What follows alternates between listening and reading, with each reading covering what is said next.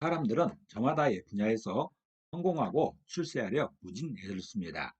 옛날에는 성공하고 출세하는 정점에 들이 있었던 것이죠. 반갑습니다. 세트 한자 545강입니다. 오늘은 벼슬 관자와 관련된 5개 한자를 세트 한자로 해석해 보겠습니다. 먼저 중심자인 벼슬 관자입니다. 벼슬 관자는 벼슬을 의미하죠. 벼슬이라는 것은 관아에 나가서 나란 일을 다스리는 자리입니다. 요즘식으로 말하면 공무원 중에서도 고위급 공무원을 말하고 있습니다. 이 벼슬 관자는 지붕면자와 써있자로 구성되었습니다. 그 중에 지붕면자는 지붕을 의미하는 것이고 써있자는 입구자가 2번 겹쳐 있는 모양입니다. 그래서 써있자는 높은 건물로 해석하겠습니다. 그래서 벼슬관자는 높은 건물의 지붕 아래가 벼슬이라 표현하고 있습니다.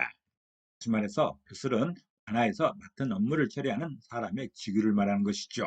높은 벼슬의 사람을 말하는 것입니다. 하단의 벼슬을 의미하는 입구자 2개는 이렇게 출입구가 2번 있는 이런 경우입니다. 출입구가 2번 있다는 것은 높은 건물인 것이죠. 요즘이야 높은 건물들이 참 많지만 옛날에는 관아가 유일했던 것입니다. 관아의 건물만이 위풍당당하여 모든 사람이 우러러보는 그런 건물이었던 것이죠. 거기에서 일하는 사람을 벼슬아치라 했던 것입니다. 벼슬관자는 높은 건물의 지붕 아래가 벼슬이라는 표현으로서 관아에서 맡은 업무를 처리하는 사람의 직위를 설명하고 있습니다. 사용 단어로서는 목민직관이 있습니다. 목민직관은 백성을 기르는 벼슬아치란 뜻으로서 원이나 수령 등 요직 분관을 통칭하는 말입니다. 또 관리나 관청이라 할 때 벼슬관자가 사용되고 있습니다. 중심자인 벼슬관자에 또 하나의 벼슬을 추가할 때마다 또 다른 한자를 만날 수 있습니다. 이것이 바로 세트 한자입니다. 중심자인 벼슬관자가 포함된 첫 번째 관련자는 대롱관자입니다. 대롱관자는 대롱을 의미하고 피리를 의미하기도 합니다. 대롱이라는 것은 대나무의 토막처럼 생긴 하늘다란 관을 말하는 것이죠. 이 대롱관자는 대죽자와 벼슬관자로 구성되었습니다. 그중에 대죽자는 대나무를 의미하는 것이고 벼슬관자는 벼슬을 의미합니다. 그래서 대롱관자는 대나무를 벼슬되게 하는 게 대롱이라 표현하고 있습니다. 다시 말해서 대롱은 대나무를 가장 가치 있게 사용하는 방법이라는 것이죠. 대나무를 벼슬처럼 대우하는 게 대롱이라는 그런 설명입니다. 대나무로 만든 대롱입니다. 그 중에 하나가 피리 같은 악기인 것이죠.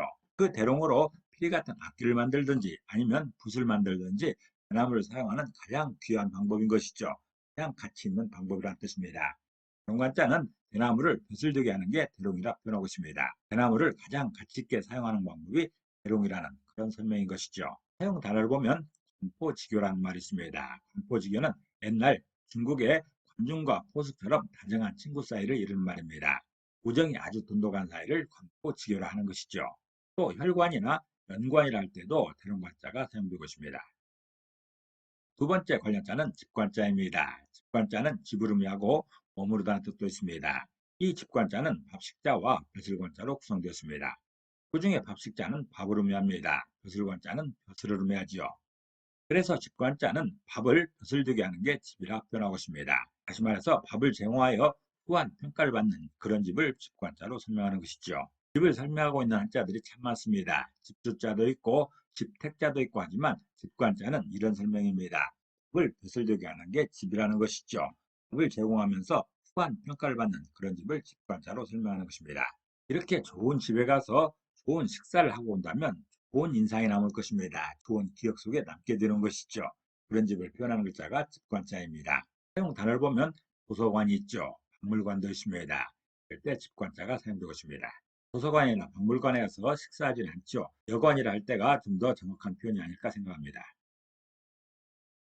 벼슬관자가 사용된 세 번째 관련자는 널관자입니다. 널관자는 널을 의미하지요. 널이라는 것은 사람이 죽었을 때 그 시체를 넣는 관을 말합니다. 이 널관자는 나무 목자와 벼슬관자로 구성되었지요. 그중에 나무 목자는 나무를 의미하고 벼슬관자는 벼슬을 의미합니다. 그래서 널관자는 나무를 벼슬되게 하는 게 널이라 표현하고 있습니다. 다시 말해서 널은 나무를 가장 가치 있게 사용하는 방법이라는 것이죠. 나무로 만들 수 있는 게 참 많습니다. 그 중에 가장 가치 있는 게 뭔가 널이라는 것입니다. 나무로 만든 널은 한 사람의 인생과 같이 합니다. 한 사람의 인생을 마무리하면서 같이 사용되는 게 널인 것이죠. 아주 귀한 사용처라는 뜻입니다. 나무의 사용 중에서도 아주 귀한 사용처라는 뜻이지요. 널관자는 나무를 벼슬되게 하는 게 널이라 표현하고 있습니다. 다시 말해서 널은 나무를 가장 가치 있게 사용하는 방법이라는 것이죠. 사용 단어로서는 부관참시라는 말이 있습니다. 부관참시는 형벌 중에 하나인 것인데 어떤 사람이 죽은 후에 큰 죄가 드러나서 그 사람에게 극형을 추서했던 일로서 무덤을 파고 관을 꺼내서 시체에게 벌을 주는 형벌입니다. 또 석관이랄 때나 옥관이랄 때도 널관자가 사용되고 있습니다. 네 번째 관련자는 거적관자입니다. 거적관자는 거적을 의미하고 골프를 의미하기도 합니다. 거적이라는 것은 집을 두툼하게 엮어서 자리처럼 만든 물건이지요. 이 거적관자는 풀초변의 벼슬관자로 구성되었습니다.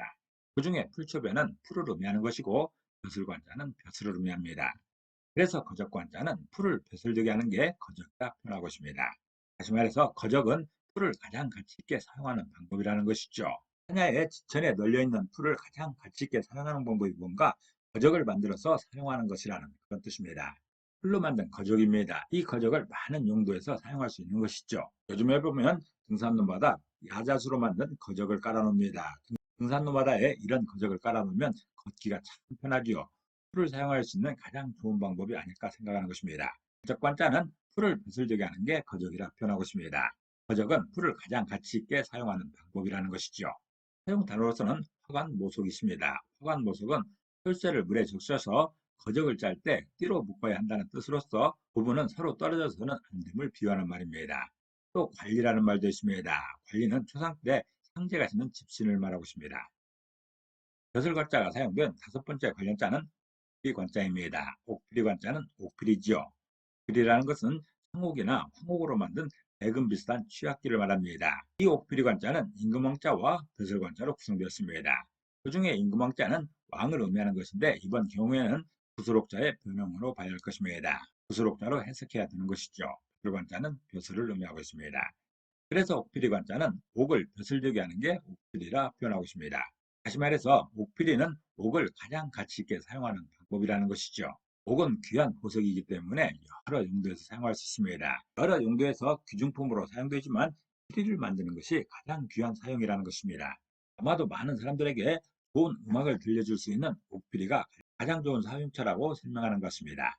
옥피리 관자는 옥을 벼슬되게 하는 게 옥필이라 표현하고 있습니다. 옥을 가장 가치 있게 사용하는 방법이 옥필이라는 것이죠.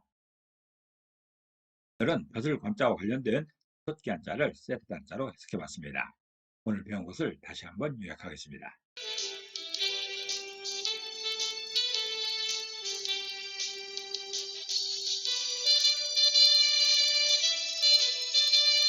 오늘도 평안을 기도합니다. 감사합니다.